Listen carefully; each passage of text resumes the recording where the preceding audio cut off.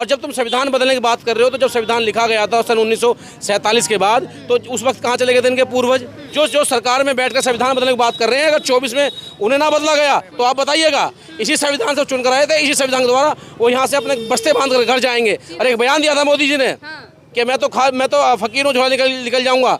अब 10 साल बाद ये जनता उन्हें झोला ही देगी और झोले में संविधान देगी कि संविधान पढ़ के दोबारा कोशिश करना, और संविधान नहीं पढ़ोगे तो वापस वहीं चले जाओगे यहाँ से निकल। नमस्कार, आप देख रहे थे जनता लाइव। मैं हूँ आपके साथ रवीना। जो संविधान जागरूकता महाअभियान यात्रा है वो उसकी शुरुआत आज से होने जा रही है।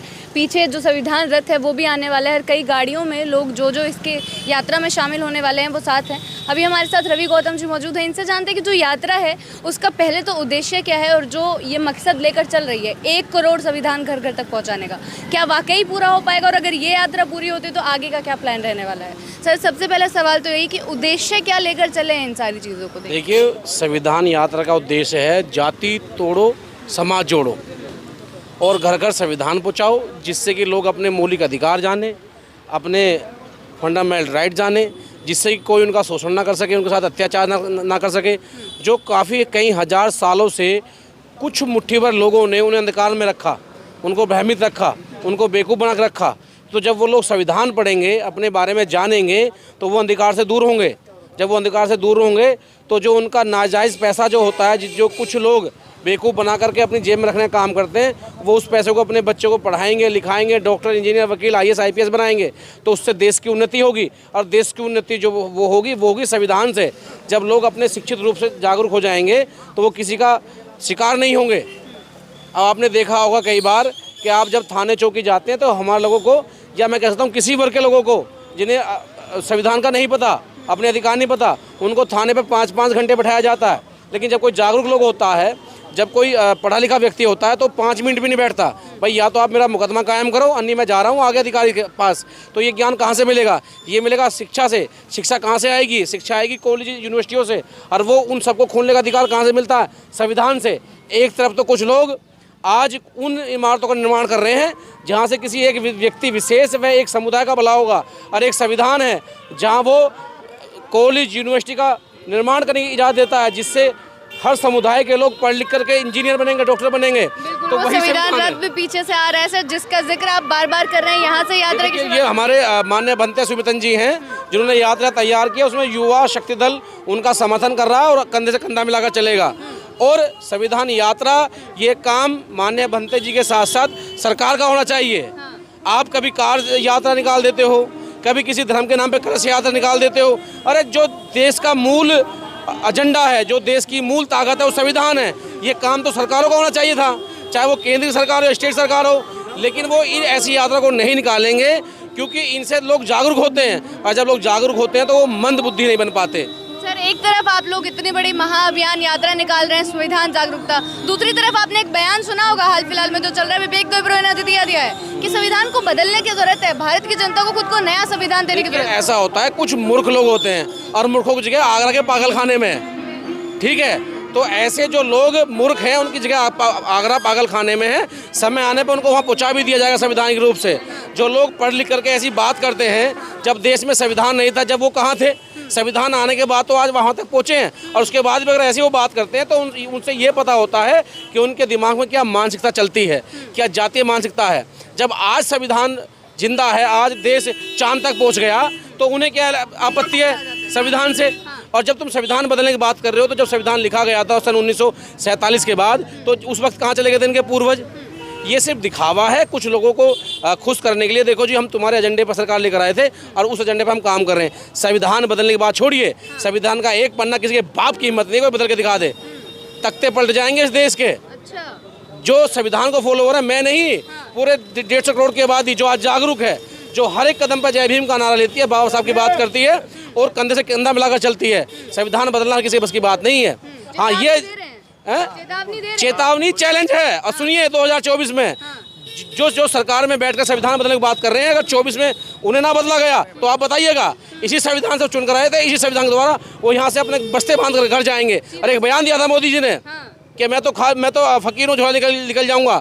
अब 10 साल बाद ये जनता उन्हें झोला ही देगी और झोले में संविधान देगी कि संविधान पढ़ के दोबारा कोशिश करना, और संविधान नहीं पढ़ोगे तो वापस वहीं चले जाओगे जहाँ से निकल कर आए थे। मतलब इस बयान को आप सीधा 2024 से कनेक्ट कर रहे हैं? बिल्कुल। वो सरकार में रह गए तो बोल रहे हैं हम सरकार ही बदल देंगे। अच्छा, सरकार होगी बहुजनों की, सरकार होगी संविधान को मानने वाले लोगों की, सरकार होगी उन लोगों की जो वास्तव में इस देश को सेकुलर के रूप में स्वीकार करते हैं। तो अभी क्या सोच रहे हैं कि जिस प्रकार से बयान आ रहे हैं, क्या कुछ कर पाएंगे? क्योंकि लगातार तेज हो रहे हैं। तो हमने कर दी है। अब ये हमारा रथ जो है, संविधान रथ 1 करोड़ लोगों में जाएगा। अब आप देखिए उत्तर प्रदेश के 1 करोड़ को छूते हुए ये कहाँ निकलेगा, और जब ये निकलेगा तो परिवर्तन की विचारधारा बदलेगी, और एक दिन ऐसा आएगा जो लोग इन बयानबाजी कर रहे हैं वो नस्तनाबूद नजर आएंगे। लेकिन एक शिक्षित आदमी की तरफ से, एक शिक्षित व्यक्ति की तरफ से ये बयान आना कि अभी शायद पुराना हो गया है, 2040 तक नया संविधान देना है, क्या जनता उनके बारे में सोचेगी, विचार भी करेगी कि सही बोल सकते हैं? देखिए, ज्ञान सिर्फ किताबों का नहीं होता, ज्ञान होता समाज रूप से। जो व्यक्ति अपना दर्द जाने, दूसरे का दर्द ना जाने, वो क्या शिक्षित आदमी। ये शिक्षित तो 5000 साल पहले भी थे, जो 1 रुपये का 10% सूद लगा कर लेते थे, लोगों को गुलाम बना रखते थे। तो क्या उन शिक्षित लोगों को जैसे संविधान बचा था? ये तो शिक्षित लोगों का मतलब ये होता है अम्बेडकर के रूप में, जो अपना दर्द भी समझे, दूसरे का दर्द भी समझे। आप संविधान को बदलने की बात करें तो ये शिक्षित हो सकता है? ये महामूर्ख आदमी है। ये स्कूल के आगे नहीं, स्कूल के पीछे पड़े हैं, ये टिप्पणी करके आए। इनके मुखिया की डिग्री नहीं मिलती। जो कभी किसी मुख्यमंत्री गुजरात के तो कहते थे कि मैं तो अनपढ़ हूँ, मैं क्लास नहीं पढ़ा, और आज वो जब प्राइम मिनिस्टर हो गए तो कहते हैं कि मैं पढ़ा हूँ। तो ऐसे लोगों पर क्या विश्वास किया जाए? लेकिन यही बोलते कि प्रधानमंत्री की डिग्री का क्या करेंगे? काम देखिए, काम कर रहे हैं। क्या काम देखें? सबका साथ सबका विकास बोलते हैं। कहाँ है विकास? सबका विकास नहीं है। आप मंत्रिमंडल की लिस्ट निकाल लीजिए, अगर उनमें से 50 मंत्री हैं तो मात्र 5 मंत्री किसी और समाज के आएंगे, बाकी सब यही लोग निकलेंगे जो आज देश का शोषण कर रहे हैं, जो जुल्म जाति अत्याचार कर रहे हैं। और आपके विकास की, अगर मैं विकास ही खोल ले आऊँ तो आप साहब देखिए कि कितने घोटाले भरे पड़े हैं। अब इन्होंने G20 किया, धन्यवाद है, अतिथि हमारे यहाँ आए, लेकिन उसमें क्या निकल के आया? जिन झोपड़ियों को ढक रहे थे, अगर उसका 1% भी अगर ये बजट उन झोपड़ियों में लगा देते तो वो झोपड़ियाँ चाहे किसी समुदाय के भी थी, हर वर्ग के लोग वहाँ रहते हैं, तो उन झोपड़ियों में से सुंदरता चमकती। इन्होंने इतना पैसा उन्हें ढकने में लगा दिया कि जिससे कि वो गरीबी ना दिखाई दे। तो ये विकास है? एक तरफ तो आप 5 स्टार होटल में खाना खवा रहे हैं, और दूसरी तरफ उसी जनता के टैक्स के पैसे से जो वो खाना खा रहे हैं वही जनता एक झोपड़ी में रह रही है। तो ये विकास है?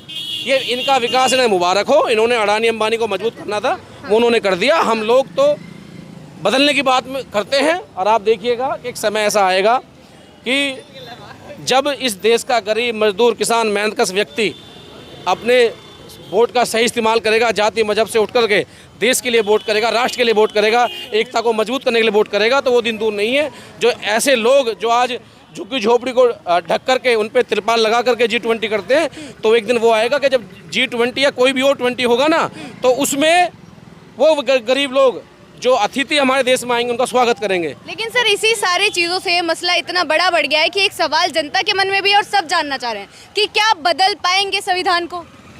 मैं फिर बता रहा हूँ, मैं पुनः कह रहा हूँ कि संविधान बदलने की किसी की औकात नहीं है। आज 21वीं सदी है, मिस्टर गांधी की नहीं, मिस्टर अम्बेडकर की सदी है। संविधान का बदलने छोड़िए, एक पन्ना नहीं बदला जाएगा। जिन लोगों ने बयान दिया है वो माफ़ी मांगते फिर रहे हैं, और 2024 में आप देखिएगा कि ये लोग वापस लौट के नहीं आने वाले। और जिन्होंने संविधान की बात करी, अभी डॉक्टर साहब ने कहा कि एक अभी 2 अप्रैल सन 2018 में SC/ST एक्ट में संशोधन करने का प्रयास किया था। 15 मिनट में संविधान में आस्था रखने वाले लोगों ने पूरे देश में 15 मिनट में जाम कर दिया था। और जब बात संविधान की आएगी, क्योंकि संविधान बाबा साहब की आत्मा संविधान में बसती है, और हम लोग बाबा साहब की आत्मा व संविधान से खिलवाड़ बर्दाश्त नहीं कर सकते। और आज सुनिए, वो तो समय दूसरा था, आज तो हर वर्ग, हर समुदाय का व्यक्ति इनसे परेशान है।